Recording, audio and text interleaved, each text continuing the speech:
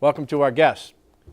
And I will introduce our guests. First, we have Sue Mailman, who is the chair of Coughlin Electrical Contractors, correct? Chair and treasurer. That's the most key position. Right. Yes. But really the woman who runs the shop for one of the larger union electrical contracting companies in New England, right? Yep.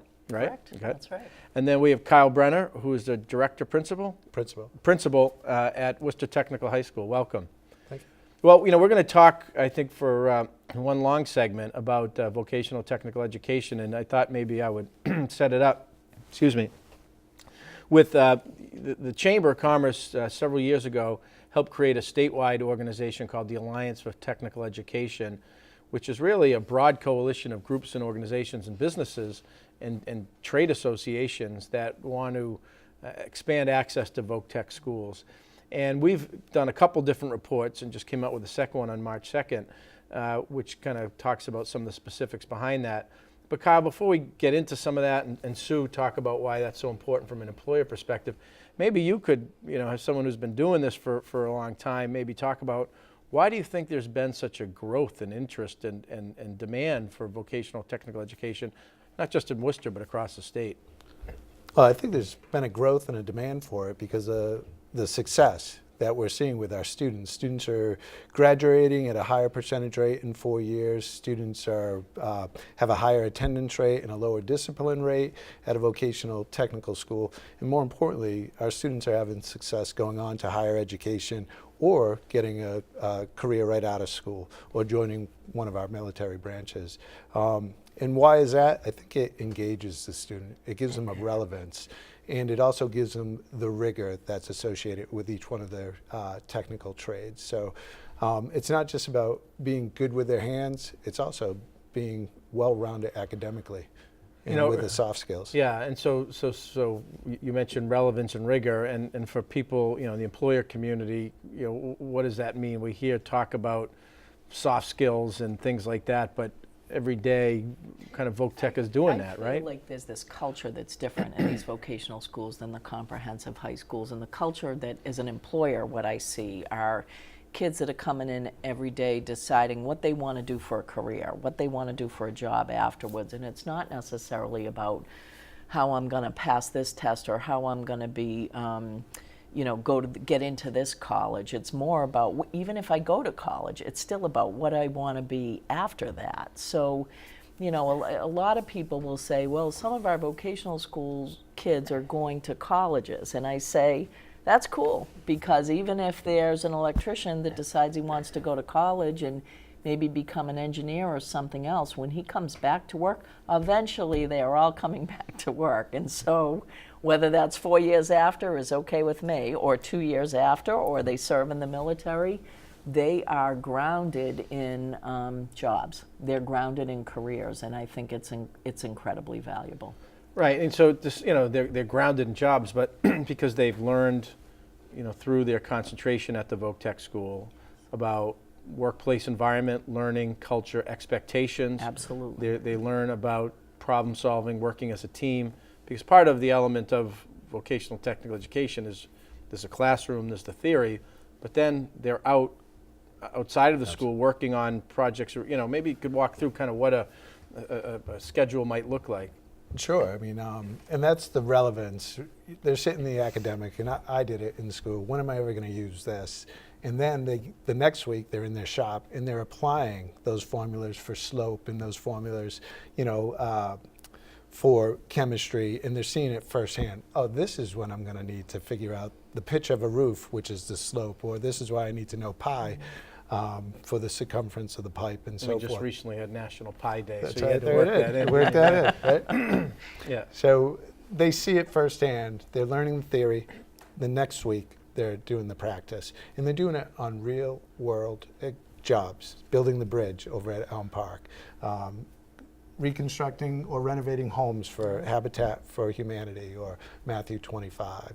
Our cosmetology students doing a look good, feel better for cancer patients, doing a makeover, and they're an American Cancer Society wig bank. So they're working with real customers, real people who have demands and needs, and they're meeting those on a daily basis. Right, and Sue, so I want to kind of drill down a little bit on the point that you just made. So, for some of our viewers, it might be, they went to college, or the kids or family members, and, the student in college is trying to figure out what their major is, what their thinking career path. Maybe they like something, maybe they don't. Right.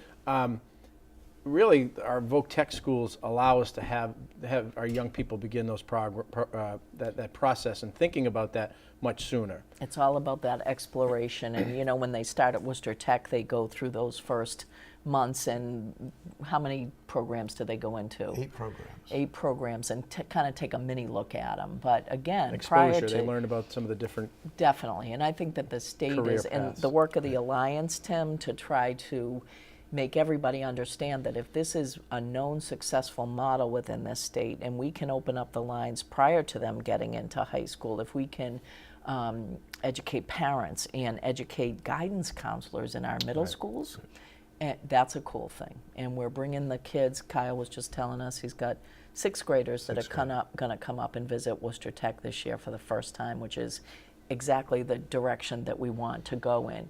And I just want one other comment about the access. We're working right now on grants to get students from the other comprehensive high schools in Worcester into an after-school program in Worcester. That is the expansion idea that the Alliance has been working on. And I think that we've been very thoughtful about the programs that we should utilize and the schools that we should hopefully it'll be a model that something can grow across the state. And I think Worcester is a model in another way to also increase vocational programs in the comprehensive high schools. The one thing that as an employer is really key to me is that the integrity of these programs remains at the level that we have right now that's been developed in Massachusetts across the system. And I think advocates on the Alliance, Tim, are absolutely understand that, and there's a lot of eyes on it, and I think that's a great thing.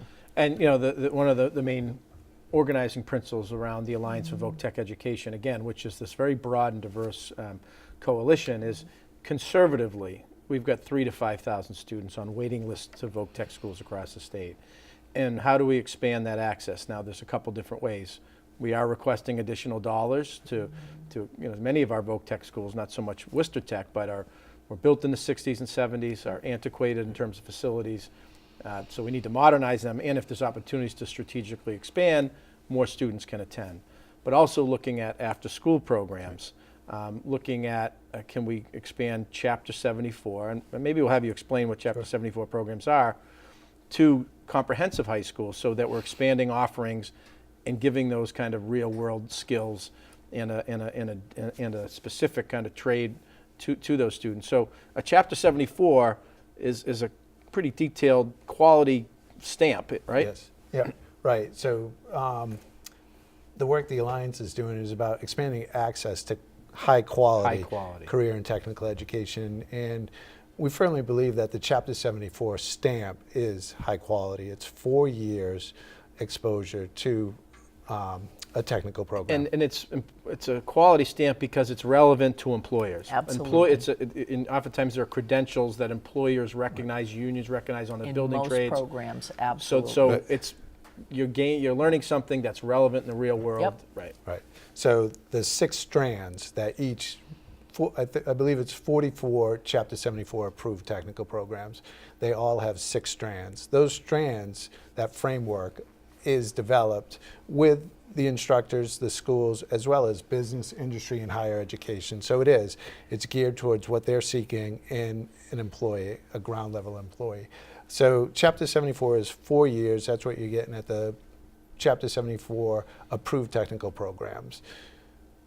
Used to be that Worcester Tech was the only fully Chapter 74 high school in the city of Worcester, but we've expanded Worcester Public Schools access to 74 programs with the engineering tech academy at Doherty, Allied Health over at North, and diesel technology at South, and they're looking to expand other programs as well. So that's a way to kind of address the waiting list, expand offerings, and I just tell the story because I think it's relevant. And it kind of was like one of those aha moments in terms of reinforcing why this is so important. But I got a chance to bring our daughters up to the who are in 7th, 6th grade, to the Worcester Technical High School open house.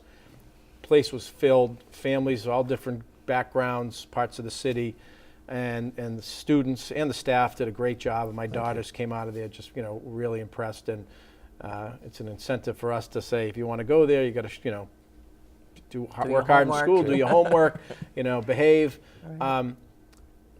But that was a Tuesday night, I think it was. That Friday, I went out to my alma mater, St. John's, to meet with Alex Sakara, the headmaster, and he wanted to give me a tour of the makerspace and robotics lab.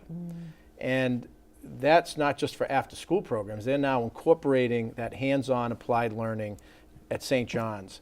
And so I think this kind of reinforces the efficacy of voc tech education and where it's going. And this point that you made, you can learn the concept, but then you reinforce and bolster that learning if people can apply it. And so you see some of our colleges doing that, and some of the most successful colleges these days are places like WPI and Northeastern that are doing it. So I firmly believe it's the way of the future. So we can expand it that way, and then you've also trying to put some programs together after school and innovation pathways. Right.